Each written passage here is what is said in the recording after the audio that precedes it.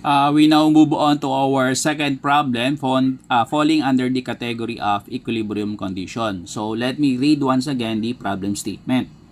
A 12-feet bar of negligible weight rests in a horizontal position as shown. So compute the distance x, which is ito, at which the load T, ito no, which is equivalent to 100 pounds, should be placed from point B to keep the bar uniformly horizontal. So, hanapin natin yung tamang sukat or location ng T magmula dito sa B. So, ano yung technicalities natin dito? Supposedly, hindi natin makuha properly yung tamang location ng T away from B. So, ang tendency is, hindi natin mamaintain yung horizontal uniformity ng ating bar, which is AB, no? So again, the first thing that we have to do in this case is to create the necessary free body diagram. So in this case, ang support natin dito is just a plane surface. So basta't meron tayong plane surface, magbibigay siya ng isa solitary or single reaction. However, meron tayong mga technicalities. Ano yung mga technicalities na yan? May mga possibilities na, let's say for example, isa lang yung corresponding reaction. However, kung isa na yon, hindi siya horizontal, hindi siya vertical, rather inclined. So guys, kinabig sa inyo previously before, for as long as meron tayong force, so counted din yung reaction doon. For as long as meron tayong reaction that is actually inclined, ang gagawin natin automatically is to break this up into its x and y components of force. So again, kung papasin natin, without the presence of this two inclined surfaces, ang tendency ng horizontal bar natin, which is AB, would be to fall downwards. However, dahil sa presence ng ating dalawang inclined surfaces, ang tendency nito is nami-maintain natin yung current position ng bar AB.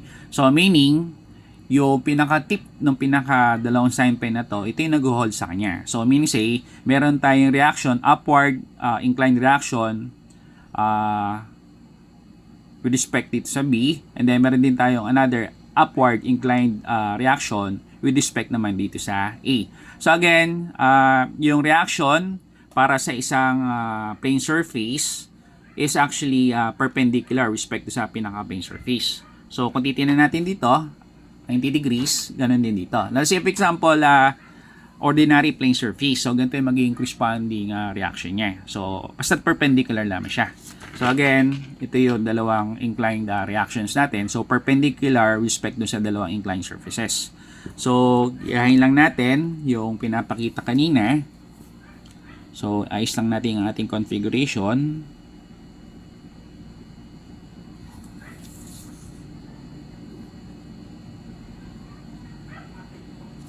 Ayan, no? So label natin to as you have what? RA, ito naman is lilabel natin to as RB. Now kung titignan nyo, meron dito mga naglalaro mga corresponding angles. So dissect natin to kasi gagamitin din natin eventually yung mga angles na to. So para ma-simplify natin yung ating problem configuration. So angle natin dito is you have 30 degrees. So naman is you have 45 degrees. So in this case, kung titignan natin siya, pag in-extend natin to, pag in-extend ko yung reaction natin dito, so pwede tayo mag-extend na reaction dito for visualization purposes. So ang angle nito is still 45 degrees. So 45 by 45, 90 degrees. Ito kasi 90 degrees natin, no? So ito ngayon yung So, gaya sinabi ko sa inyo, for as long as meron tayong force, in this case, reaction na incline, be-breakdown natin siya sa kanyang x and y component of force. So, ito is RB of y. Ito naman si RB of x. Yan. RB of x. Yan. So, dito, lalaro-laro lang natin itong figure natin dito. Yan. So, kung ito is 30, ito is you have 60. Yan. So, again, kung titignan natin, kung ito is 90, ang matitira dito sa kabilang side is you have 60. Then, kung ito is 90 once again, ang angle natin dito sa side na to is you have 30 degrees. Ayan. So, extend lang natin yung corresponding line natin dito. So, para makompleto na natin yung figure natin.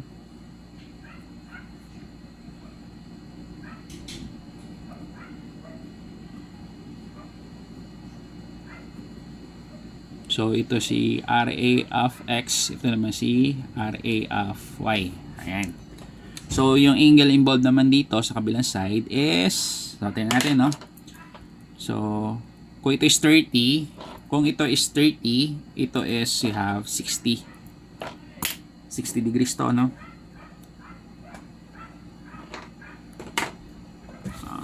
60. So, kung na may angle natin dito, yun din magsisilbing angle natin dito. So, angle dito is the same as yung angle dito. So, respect sa horizontal. So, angle natin dito is you have 60 degrees. So, 60 degrees theta of X, 45 degrees theta of X para sa A, para sa B. So, ayos lang natin yung figure natin.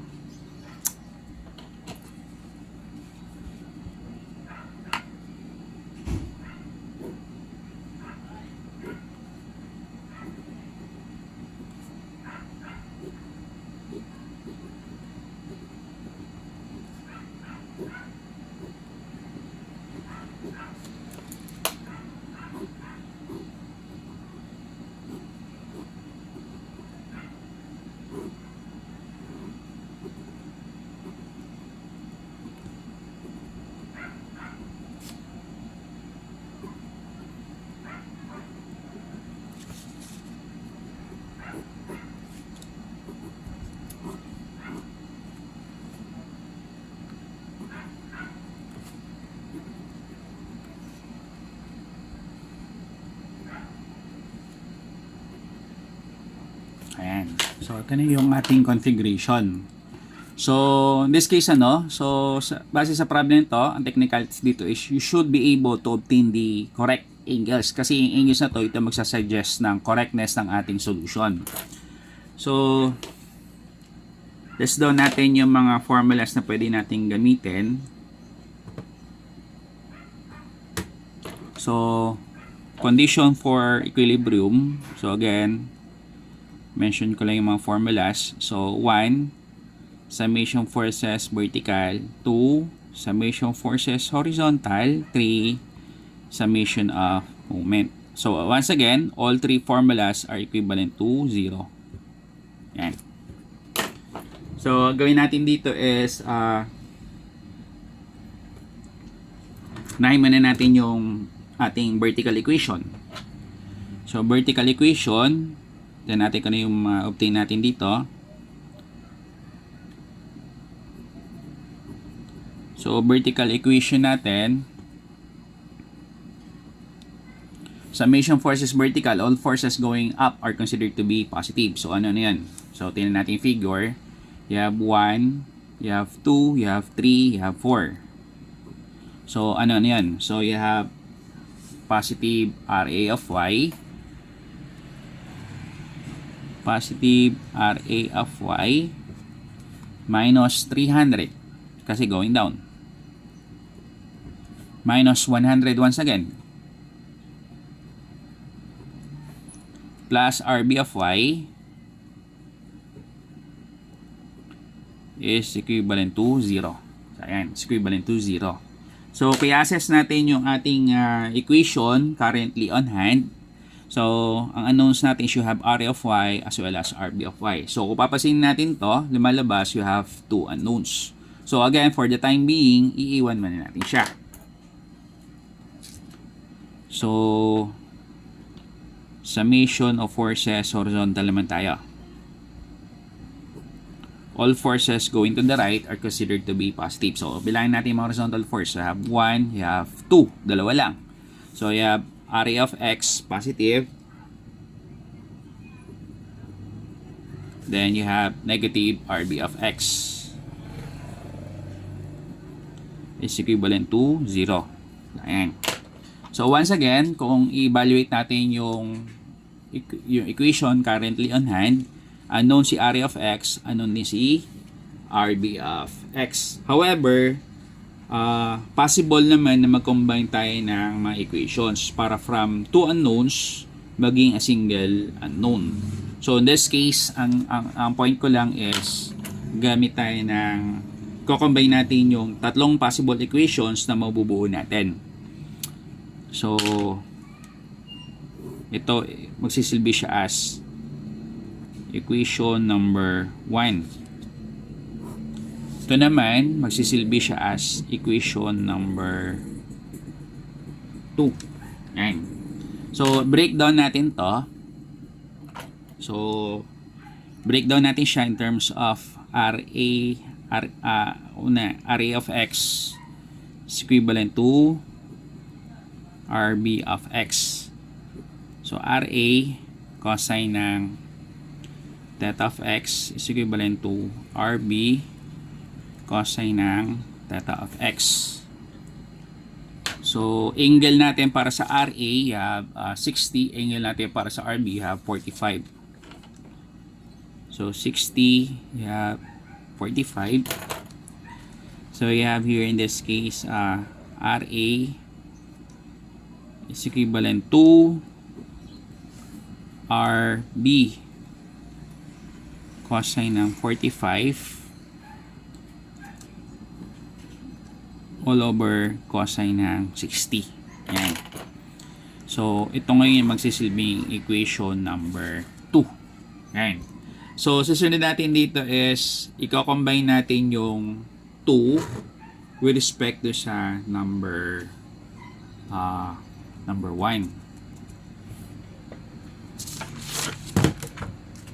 So 2 with respect to number 1.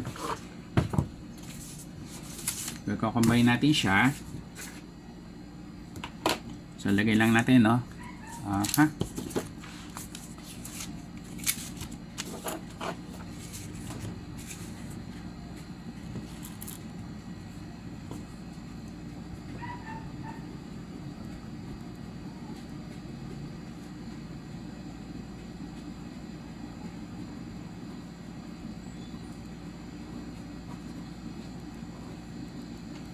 So, combine natin equations 1 and 2 respectively.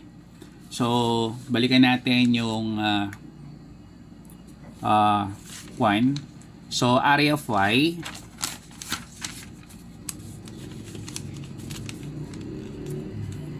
so, lumalabas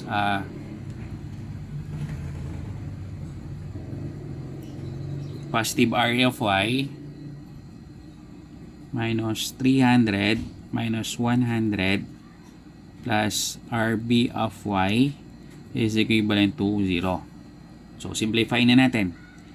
Positive RA of y, negative 300 minus 100, you have negative 400 plus RB of y is equivalent to 0.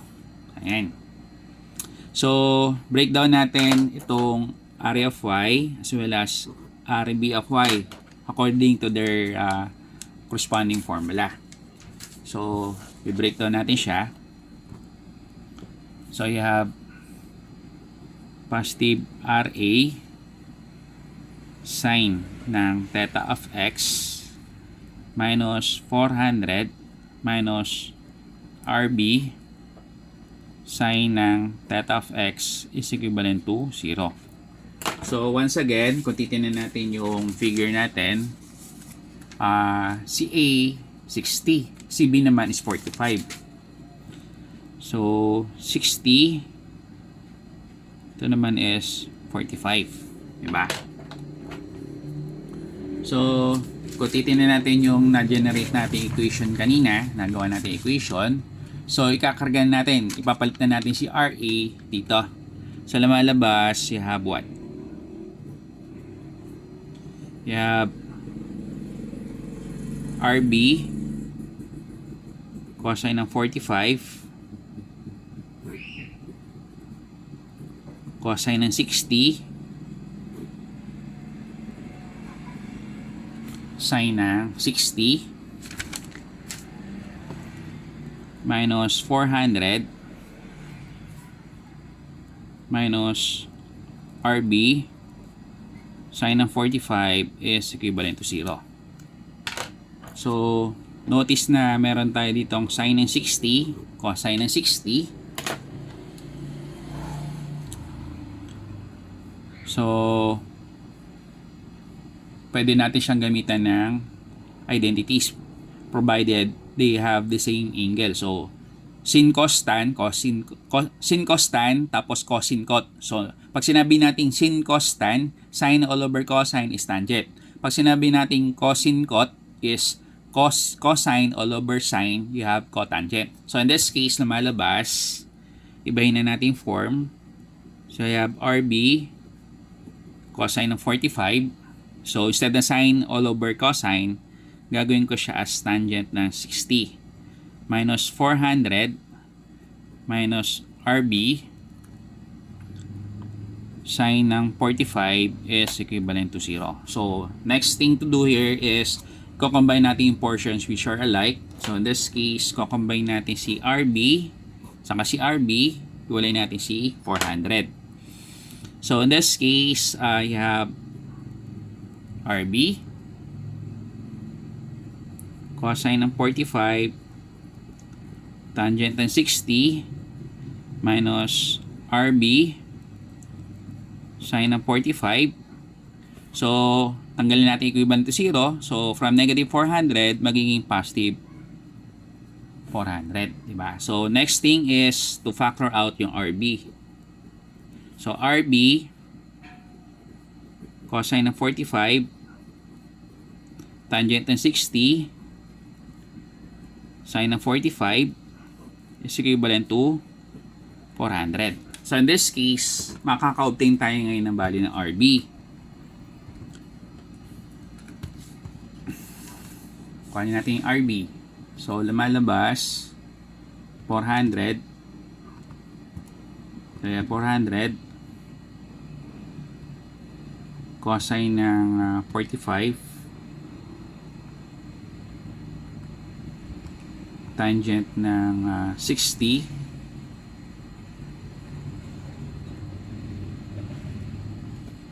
minus sine ng 45. Ayan. So, lalabas na value is you have kung tama ba. So, i-check ko lang ulit, no? So, cosine ng 45 times tangent ng 60 minus sine ng 45. So, 400 divided by answer 772. So, double check ko lang. So, may mali lang ako dito, no? So, upon closer scrutiny, so, ito, no? Mali ko dito is si RB. So, kung titignan ko dito, yung RB of Y is actually positive. So, nilagay ko is negative. So, lagay natin is positive, positive, positive, positive, positive. So, ayan. So, guys na natin. So, 400 cosine ng 45 tangent ng 60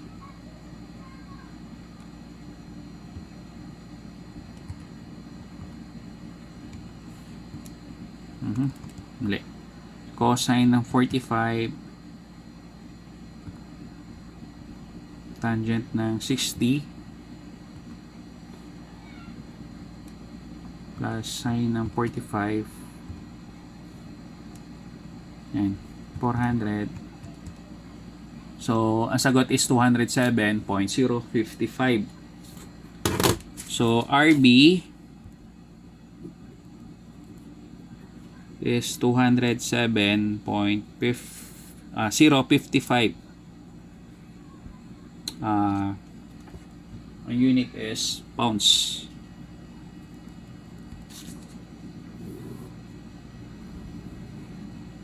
Ayan.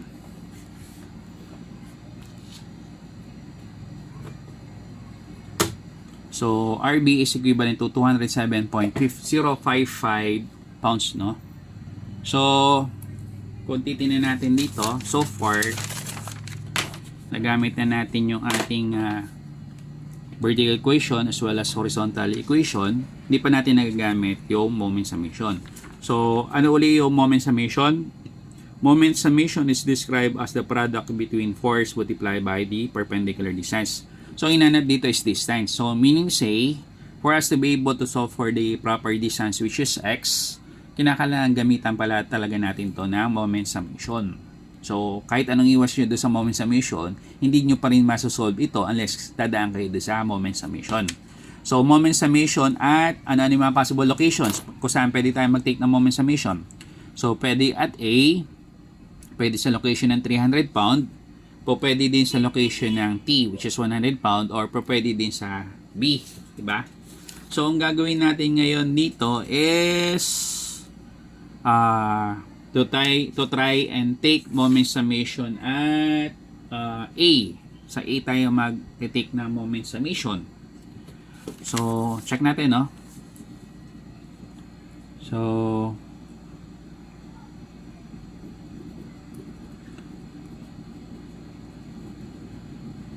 moment summation at A, all forces go in the clockwise direction are considered to be positive. So, ito ulit, no? Meron tayo dito miniature illustration. So, kung bibilangin natin forces natin dito, you have 1, 2, 3, 4, 5, and 6. So, again, hindi nakasama yung inclined forces kasi once ang breakdown natin. Another one to point out or to pinpoint is ito. So, kung papansin nyo, you have area of x saka RB of x. So, kung consider natin yung locations A, 300, 100, saka B, eventually, hindi na mag-exist si area of x saka si RB of x due to their lack of perpendicular distances from the aforementioned locations. So, I mean say, pagka tayo magtitik na moment summation at A sa 300, sa 100, or dito sa B, lumalabas, apat lamang i-consider natin. So, area of y, 300, 100, saka si RB of y. Tapos, depende doon sa location kung saan kayo magtitik na moment summation, pwedeng mawala yung isa sa area of y, 300, 100, sa RB of y, depende doon sa location. Pero automatically, mawawala na directly si area of x saka si RB of x. So, with moment summation at A, so 300, so with moment summation at A, tanggal si area of y, tanggal si area of x, saka si RB of x. So, check nyo lang itong pinaka-fingertip ko. So, si 300 is positive. So, positive 300. So, perpendicular distance is you have 3. Ayan. So, ito naman susunod natin is you have what? So, sabi dito, ito is x, diba? So, next one is 300 saka 100 para sa direction going down. So, tinan yung pinaka-fingertip ko ulit. Ito yung turning motion. So, since along, yung turning motion natin respect sa direction 100, positive. So, positive 100. So, perpendicular distance magmula sa A, papunta dito. So, total distance natin is 12. So, kung babawasan natin ng x, ito na siya. Diba? So, ibig sabihin, 12 minus x. Yan. So, last one, positive, positive. So, check natin kung tama ba na negative si RB of y. So, ito yung turning motion. Turning motion. So, lumalabas, RB of y, respected sa turning motion natin. So, since salubong siya, labeled as negative. Negative RB of y. Then, mula A papunta sa B, you have a total distance of 12. So, equivalent to 0. So, elaborate muna natin. Simplify natin yung formula. Pahabain muna natin. So, positive 300 multiplied by 3 plus 100 multiplied by 12. So, positive, negative, negative 100 of x minus RB of y multiplied by 12 is equivalent to 0. Ayan. So, breakdown natin yung RB of y. So, again, RB of y, y is sine, di ba? Sine. So, positive 300 multiplied by 3 plus 100 multiplied by 12 minus 100 of x minus RB. RB value is 207.055 Sine ng anong angle sa B? So you have 45, di ba? So sine ng 45 multiplied by 12 is equivalent to 0. So ultimate goal natin dito is for us to be able to compute for the value of x, di ba? So in this case, ang gagawin natin dito is re-retain natin tong general part equation natin except for this one. So, negative 100x, transpose natin sa balance side, magiging positive 100x. So, in this case, you have 300 multiplied by 3 plus 100 multiplied by 12 minus 207.055 sine ng 45 multiplied by 12 all over 100 is equivalent to x. Ayan. So, ang tanong is, paano natin masasabi kung tama ba initially yung value na x? So, kung titignan natin yung configuration natin, total distance o total length ng bar AB natin measures 12 feet. So, kung babawasan natin ng 3 feet, dapat ang makuha natin measurement dito on the part of x is somewhere lower than 9. O, basta't mas mababa sa 9. So, check natin, no? So, check natin. So, you have 300 times 3 plus 100 times 12. 207.055 sine ng 45 times 12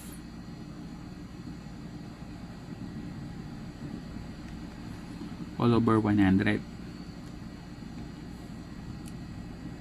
So, value natin is you have 3.43. So, 3.43. So, x is you have 3.43 feet. So, to check kung tama man or mali, so, gamitin natin yung iba ng locations natin, no? So, yun natin. So, pwede tayo mag-take ng moment summation at B naman. So, ito, no? So, lagyan lang natin. Other solution. So, other solution. So, moment summation at B, all forces go in the clockwise direction considered to be positive. So, again, you have 1, 2, 3, 4, 5, then 6. So, still, with moment summation at B, mawala si RB of Y, RB of X, saka si area of X. So, lumalabas, ang magre-reflect lamang si area of Y, 300, saka si 100. So, tinan itong pinaka itong pinaka-pencil. So, magro-rotate tayo at B. 100, negative. 300, negative. Area of Y, positive. So, negative 100. So, perpendicular distance is, base dito sa configuration, you have X. Yan. Minus 300 once again. So, magmula dito, papunta doon. So, total distance is 12. So, bawasan natin ng 3, you have 9. So, plus area of Y. So, negative, negative plus area of Y. So, dulo-dulo, from A to B, you have total span or length of 12. So, equivalent to 0. Ayan. So, kung titignan natin dito, no, area of Y, pero so far, wala pa tayong RA. So far kasi, nako natin sa RB. So, ang gagawin natin dito is, gamitin natin itong equation natin dito kanina para ma-obtain natin yung RA. So, sulat ko na lang, no? Therefore, RA is equivalent to RB cosine ng 45. So, RB is, you have 207. 207.055 cosine ng 45 all over cosine ng 60. So RA, malabas, you have 207.055 times cosine ng 45 divided by cosine ng 60.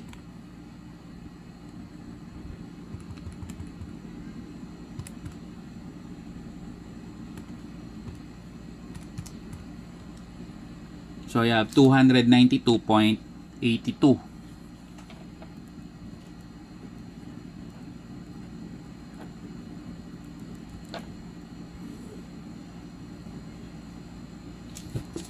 So, pwede nating gamitin, no?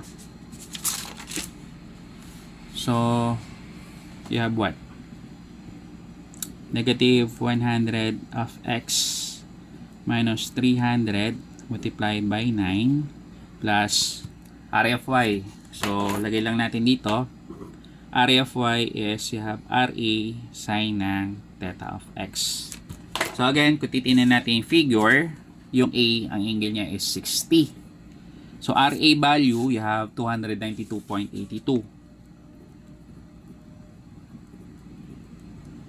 Sine ng 60 multiplied by 12 is equivalent to 0. Yan. So, in this case, kung titignan natin dito, yung portion ng kung saan meron tayong x is negative. So, re-retain lang natin itong portion na to. Then, equate natin sa kabilang side para ito is maging positive. So, 100 of x is equivalent to sa kabilang side. So, 100 of x is equivalent to negative 300 multiplied by 9 plus 292.82 sine ng 60 multiplied by 12. So, x therefore is equivalent to negative 300 multiplied by 9 plus 292.82 sine ng 60 multiplied by 12 all over 100. Yan. So, check natin kung lalabas pa rin is 3.43. So, you have what?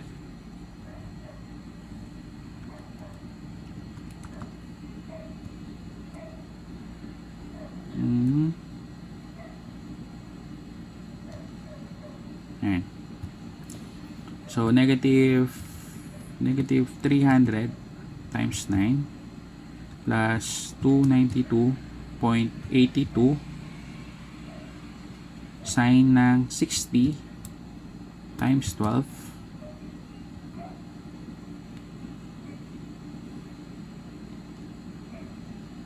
divided by 100.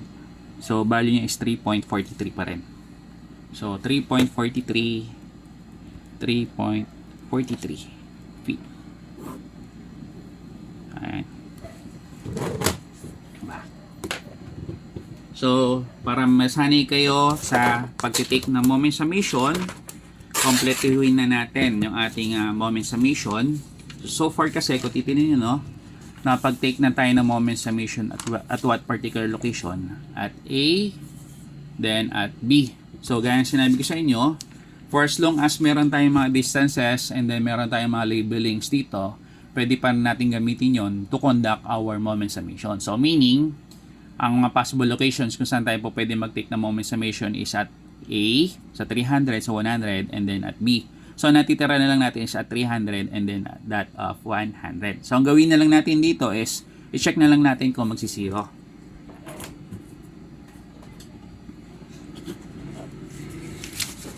So, moment summation at 300.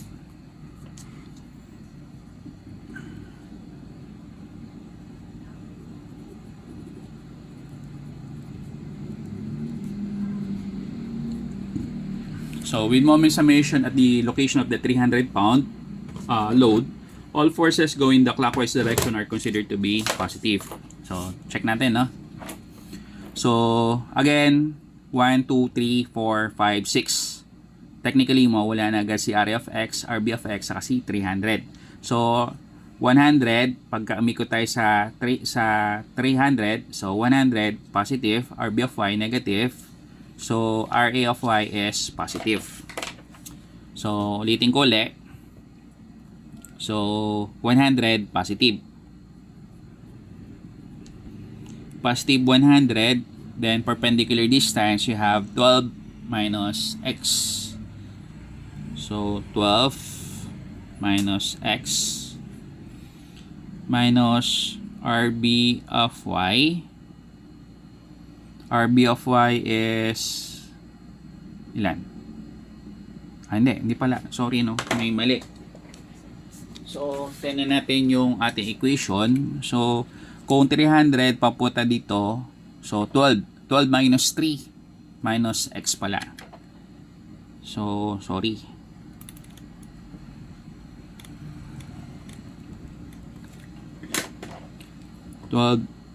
Minus 3 minus x. Yan. Minus RB of y. So, ito, papunta dito. So, you have what?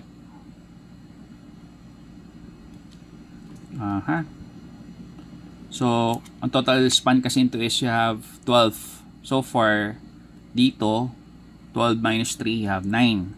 So, 9 minus x. So, 9 minus x plus RA of y. So, plus RA of y.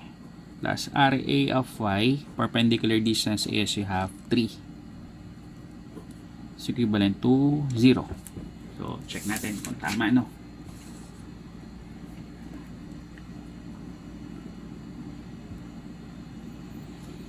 So, you have so, again, ito is RB sine ng 45. Ito naman is RA sine ng 60. Ayan. So, lagay na natin yung mga corresponding value. So, you have positive 100 multiplied by 12 minus 3 minus x. So, x natin is you have 3.43. 3.43 minus RB value. RB is you have 207.055. 207.055. So, 9 minus x ulit. Ang x natin is 3.43.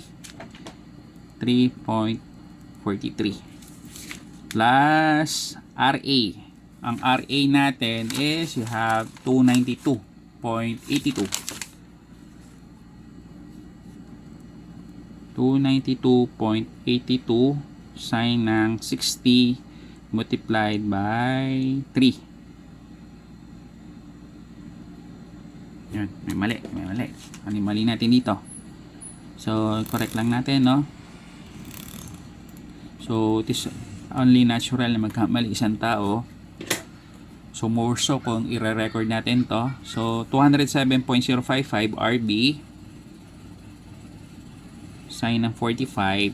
Then, you have 9 minus 3.43 plus RA.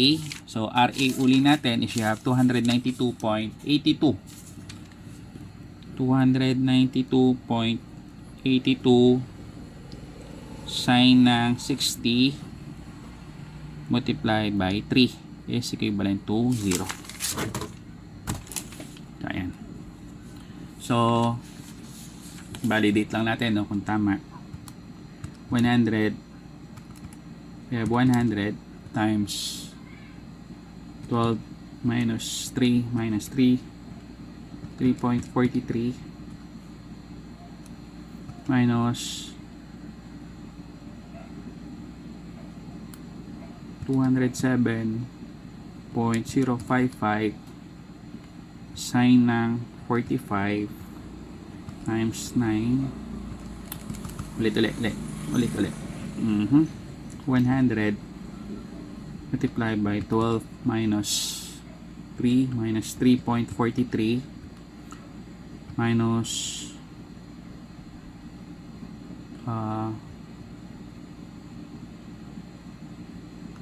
207.055 sine ng 45 times 9 minus 3.43 yan plus 292.82 times sine ng 60 times 3. So may mali, double check ko lang kung saan nagkamali, no? Double check lang natin.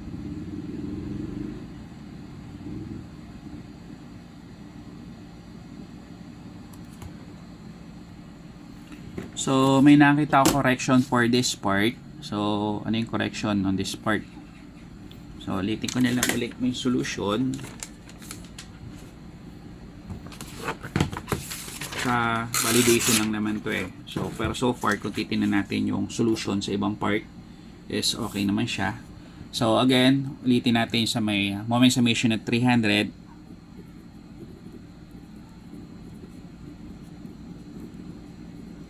So again, mawala si 300, area of x, saka si RB of x. So lumalabas, with moment summation at 300, positive 100.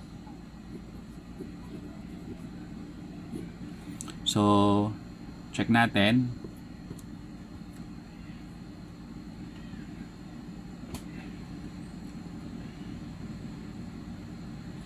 So lumalabas,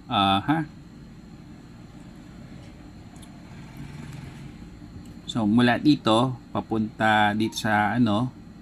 So kung ito is 3, ito is 12. So 9 na to, no? Ito is 9. Mula dito sa 300 papunta sa B is 9. So awas pa natin si x. So you have 12 minus 3 minus x. Yan. Minus RB of y. Yan. RB of y. So, check natin, no? Magmula dito, papunta dito. So, kung ito is, you have 12 at ito naman is 3. So, sabihin, matitira na lang is 9. Yan. So, area of y. So, ikot. So, yan na, ikot. Positive area of y. Positive area of y. Positive RA of y. So, perpendicular distance is you have 3. Is equivalent to 0. Ayan. So, again, breakdown ko. We have RB sine ng 45. Area of y naman is RA sine naman ng 60. Ayan. So, you have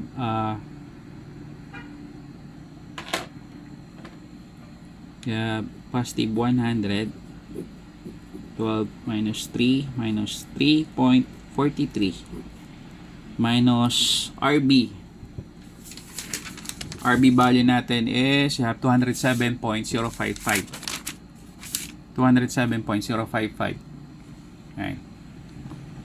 207.055 sine ng 45 plus RA 292. Hindi. Kulang pa tayong distance which is 9. So yan, 9 plus 292.82 sine ng 60 multiply by 3 is equivalent to 0. Okay. So tabulate na natin sa calculator para ma-check natin kung tama or mali. So you have 100 multiply by 12 minus 3 minus 3.43 minus 207.055 sine ng 45 times 9 plus 292.82 sine ng 60 multiply by 3.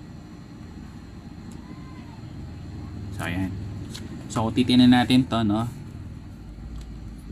So, 0.079.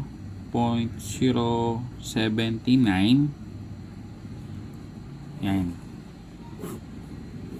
So, So, base sa solution natin, hindi siya nag-zero. Kasi, ano technicality, bakit yung zero? Kasi lumalabas yung mga values natin dito, hindi natin ginamit yung mga true values nila. So, pero still, lumalabas almost equivalent to zero. So, check.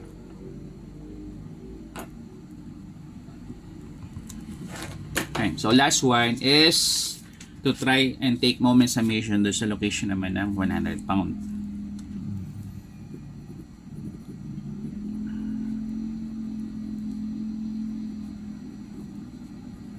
So, moment summation at the location of the 100 pound load, all forces going in the clockwise direction are considered to be positive. So, again, you have 1, 2, 3, 4, 5, and then 6. So, still, mawawala si area of x, saka si RB of x. Then, mawawala din yung force kung saan nandun mismo siya, kung saan natin siya ilolocate sa 100. So, lumalabas RB of y. RB of y is, so, ikot tayo RB of y is negative. So, magmula dito hanggang dito, you have x. So, wala na dito sa kabilang side. So, negative 300. So, total span or length is 12. So, bawasan natin ng 3. So, ibig sabihin, you have 12 minus 3. 12 minus 3 minus x. So, 12 minus 3 minus x. So, last one is positive RA of y. Positive RA of y. So, magmula dito. So, lumalabas dito, no? So you have 12 minus x. 12 minus x is equivalent to 0. Ayan. So, breakdown natin. RB sine ng 45 degrees once again. RA sine ng 60 degrees once again. Ayan. So, RB value, ang RB value natin is you have 207.055. Negative 207.055.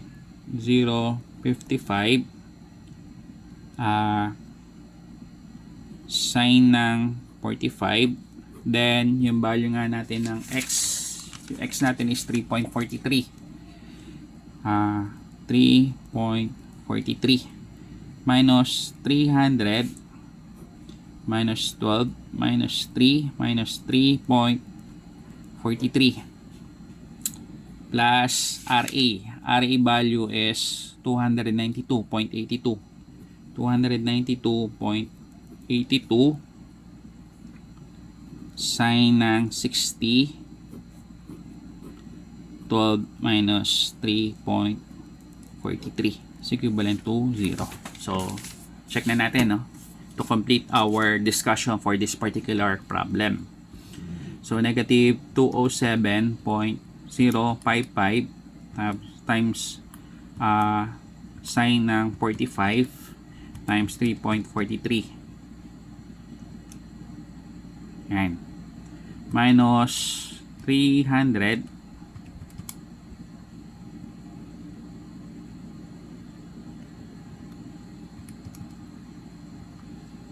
12 minus 3 minus 3.43.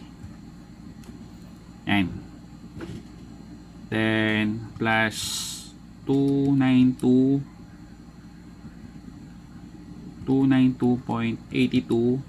sine ng 60. 12 minus 3.43. Yan. So, lumalabas, hindi rin siya equivalent to 0. Rather, almost equivalent to 0.